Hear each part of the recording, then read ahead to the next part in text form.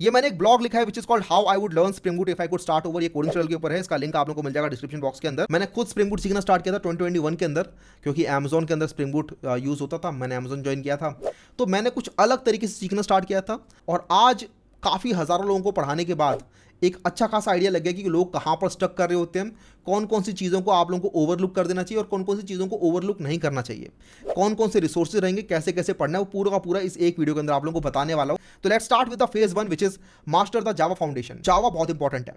जावा आपकी spring boot की भी फाउंडेशन है, और जावा अगर आप लोगों को आती है तो स्प्रिंग बूट समझ में आएगा आपको, वरना आप लोगों को स्प्रिंग बूट बड़ा मैजिकल सा लगेगा कि कुछ भी हो रहा है इसके अंदर। तो जावा का कोर फाउंडेशन होना बहुत इंपॉर्टेंट है।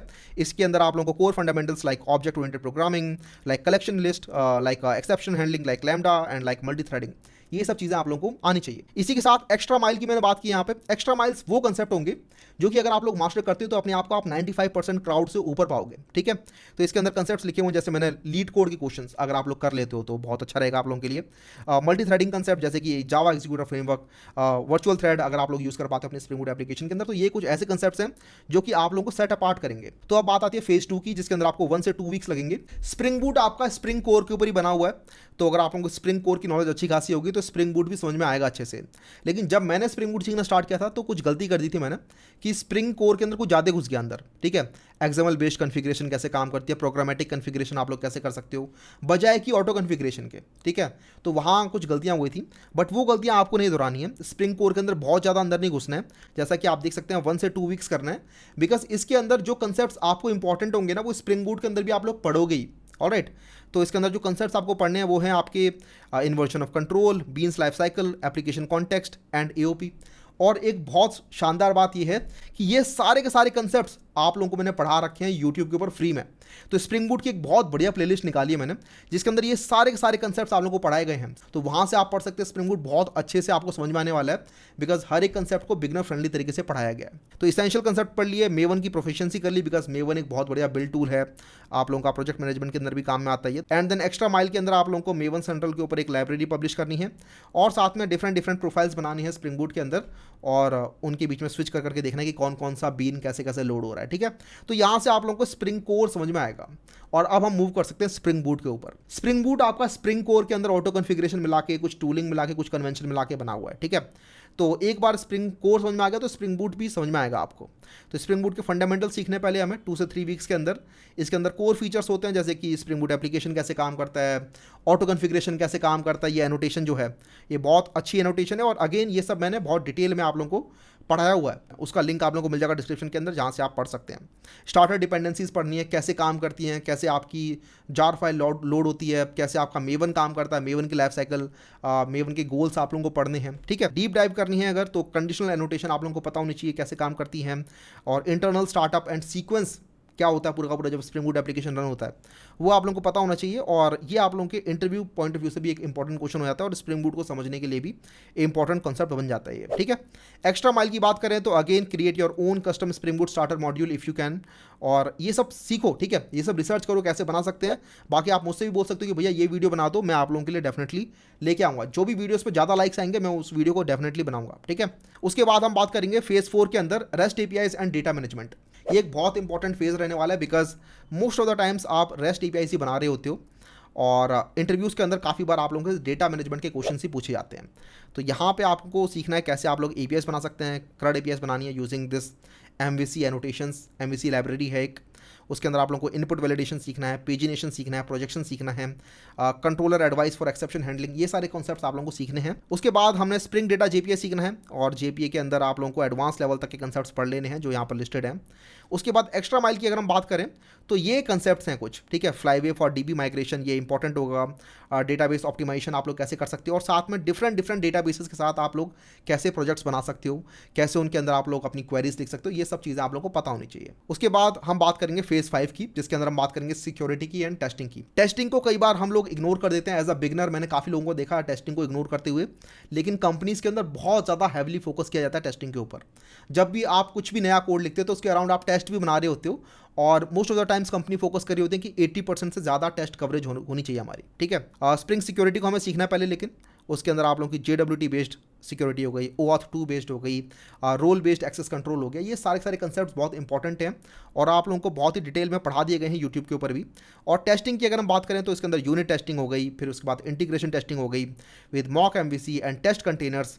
उसके साथ आप कैसे जाकोको की हेल्प से अपनी टेस्ट कवरेज कर सकते हो। एक्स्ट्रा माइल के अंदर आप लोगों को सिक्योरिटी टेस्ट लिखने हैं और ऑडिटिंग करनी है अपने डेटाबेस के अंदर, और साथ में integrate your test into CI/CD pipelines with GitHub actions. ये सारे सारे कंसेप्ट्स आप लोगों के काफ़ी कंपनीज के अंदर भी यूज़ हो रहे होते हैं। तो अगर आप इनकी बात करते हो इंटरव्यूज़ के अंदर तो काफ़ी इंप्रेस होता है इंटरव्यूअर भी। उसके बाद हम बात करेंगे फेज 6 की, which is production ready features. एक बार आपका जब एप्लीकेशन बन गया ना, आप लोगों ने टेस्टिंग वगैरह लिख ली, उसके अंदर आप लोगों ने सिक्योरिटी वगैरह डाल दी, डेटाबेस से कनेक्शन कर लिया, APIs बना ली, उसके बाद हमें मेक श्योर करना होता है कि हमारा एप्लीकेशन जो वो प्रोडक्शन रेडी भी है। एज इन इसके अंदर लॉगिंग प्रॉपर हो रही है, इसके अंदर हमने मैट्रिक्स प्रॉपर किया हुआ है, ऑब्जर्वेबिलिटी प्रॉपर हो रही है, ठीक है। तो वो सारे कंसेप्ट यहाँ पर हमने लिखे हुए हैं कि पहली बात मॉनिटरिंग एंड ऑब्जर्वेबिलिटी की, कि आप लोगों ने स्प्रिंग बूट एक्चुएटर कैसे काम करता है पढ़ लिया। उसके बाद लॉगिंग ऑडिटिंग पढ़ ली, tracing with Zipkin and live monitoring with Prometheus and Grafana dashboard. ये सारे कुछ इंपॉर्टेंट कंसेप्ट्स होते हैं। उसके बाद आपकी परफॉर्मेंस ऑप्टिमाइजेशन के अंदर कैशिंग विद रेडिस और JVM एंड DB ट्यूनिंग आप लोगों ने करनी है। एंड एक्स्ट्रा माइल के लिए आप लोगों को deploy your app to cloud platform like AWS, Azure, GCP।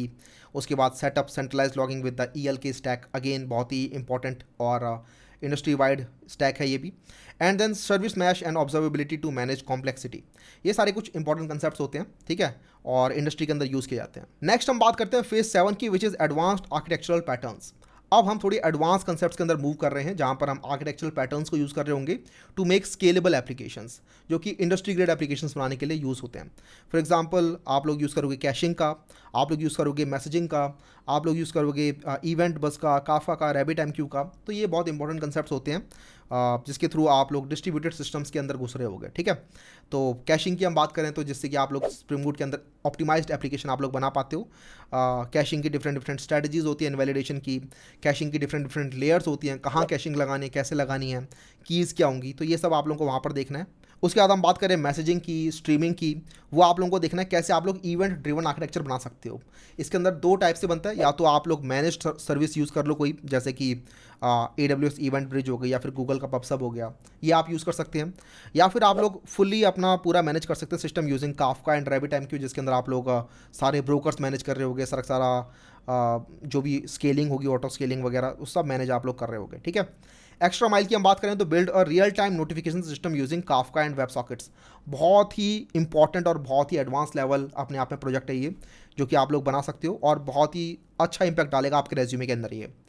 benchmark performance using caching under load, and then distributed system foundation using cap theorem, replication and partitioning, resilience pattern using circuit breaker and bulkhead। resilience pattern से याद आया मुझे कि मेरा एक student था, उसने बताया कि भैया एक इंटरव्यू के अंदर मैंने बस बोल दिया रेजिलियंस पैटर्न यूज़ कर लेंगे, और सिर्फ उसी से इंटरव्यू इतना खुश हो गया कि मुझे स्ट्रॉन्ग हायर मिल गया उस इंटरव्यू के अंदर, ठीक है।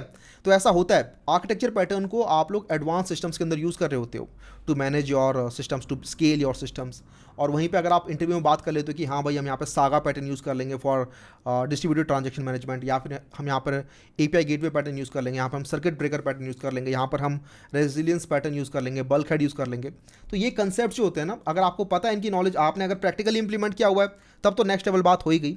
लेकिन अगर आप लोग सिर्फ इंटरव्यू के अंदर बोल भी देते हो ना, लेकिन गिवन कि आप लोगों को इनके बारे में नॉलेज भी है, तो एक बहुत ही अपने आप में इंटरेस्टिंग कैंडिडेट आप बन जाते हो और आप लोगों को स्ट्रॉन्ग हायर मिलता ही है उसके बाद, ठीक है। तो उसके बाद हम बात करते हैं फेज 8 की, which is micro service architecture, which is the norm Ds days, ठीक है। आपकी बड़ी बड़ी कंपनीज के अंदर तो माइक्रो सर्विस के अंदर डेफिनेटली काम होगा, बिकॉज इसके अंदर सिंगल पॉइंट ऑफ फेलियर नहीं मिलता और आपको सारे सारे डिस्ट्रीब्यूटेड सिस्टम के जो भी बेनिफिट होते हैं सारे मिलते हैं इसके अंदर। इसी के साथ ही इवन मैं देख रहा हूँ आजकल जो स्टार्टअप्स हैं उसके अंदर भी आप लोगों को माइक्रो सर्विस यूज़ कराया जाता है, ठीक है। Even if they don't have many users, they are following the micro service pattern from the get go.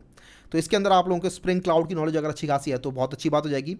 Eureka for service discovery, API gateway for routing and filtering, centralize configuration server. इसी के साथ ही containerisation की knowledge होनी चाहिए, because एक बार आपने अगर बना लिया अपनी माइक्रो सर्विसेज तो डिप्लॉयमेंट के लिए आप लोग मोस्टली कंटेनराइज सिस्टम ही यूज़ कर रहे होते हो। तो उसके लिए Docker multi stage build for optimization, Kubernetes basic deployments, and then deploying your services on Kubernetes clusters, and containerization, deployment and services in Kubernetes. अब ये सारे कंसेप्ट्स आपको सुनने में लग रहे होंगे बहुत ज़्यादा एडवांस कंसेप्ट्स हैं, लेकिन ये सारे कंसेप्ट मैंने अपने स्प्रिंग बूट 0 to 100 कोर्स के अंदर आप लोगों को पढ़ाए हुए हैं, ठीक है। ये रहा मेरा कोर्स, और इसके अंदर मैंने ये कुबरनेटिस, डॉकर, जो भी मैंने कंसेप्ट्स यहाँ पर मेंशन किए हुए हैं, all these concepts are taught in this course. और इसके अंदर आप लोगों के फ्रेशर्स, इवन जो बहुत ही 7-8 साल का एक्सपीरियंस है, जो ऑलरेडी काम करें कंपनीज के अंदर, उन लोगों ने भी पढ़ा है और काफ़ी वैल्यूज़ गेन की हैं। लोगों ने नई जॉब्स स्विच की हैं और साथ में नई जॉब्स पाई भी हैं। ठीक है, एक बार हमने माइक्रो सर्विसेज भी पढ़ ली, एक बार हमने कंटेनराइजेशन भी पढ़ लिया, डॉकर पढ़ लिया, कुबरनेटिस पढ़ लिया। तो now we are good to go to create some awesome projects. उसके बाद आप लोगों को इंडस्ट्री ग्रेड ऑसम प्रोजेक्ट बनाने हैं, जिसके अंदर आप Kafka, caching, containerization, micro services, ये सारे कंसेप्ट यूज़ कर रहे हो। एटलीस्ट 2 प्रोजेक्ट्स आप लोगों के रेज्यूमे के अंदर होने चाहिए जिसके अंदर आपने ये इस टाइप के कंसेप्ट्स को यूज़ किया हुआ है, because these projects will show कि ये बंदा सीरियस डेवलपर है, इस बंदे को पता है एडवांस इंडस्ट्री ग्रेड एप्लीकेशंस कैसे बनते हैं और कैसे काम करते हैं। उसके बाद आप इंटरव्यूज़ को अपने लीड कर पाओगे। एक बार आपने अपने इंटरव्यूज़ के अंदर कम्युनिकेशन को लीड किया तो आप वहीं के वहीं पे हायर हो जाते हो। ठीक है, लेकिन वो करने के लिए आपके अंदर कॉन्फिडेंस होना चाहिए। कॉन्फिडेंस लाने के लिए आपको नॉलेज होनी चाहिए। नॉलेज के लिए मैंने आपको बता दिया कि क्या फेज़ बाय फेज़ आप लोगों को पढ़ना है, कितना टाइम आपको लगेगा। तो ये टोटल अगर आप करोगे तो आपको अराउंड 20 to 30 वीक्स लगेंगे just to learn these concepts. उसके बाद आपको प्रॉपरली मास्टर करना है, तो उतना ही टाइम और लगा लो और आप मास्टर कर पाओगे। ठीक है, मास्टर करने के लिए आप लोगों को प्रोजेक्ट्स बनाने हैं, और जितना अच्छा इंडस्ट्री ग्रेड प्रोजेक्ट बनाओगे आप लोग, उतनी आप लोग शॉर्टलिस्ट के चांसेस को इंप्रूव कर रहोगे अपने। ठीक है, ये पूरा का पूरा रोड मैप था। अगर आप लोगों को वीडियो पसंद आए तो डेफिनेटली कर दो लाइक, चैनल को subscribe, and I will see you in the next one. Bye bye.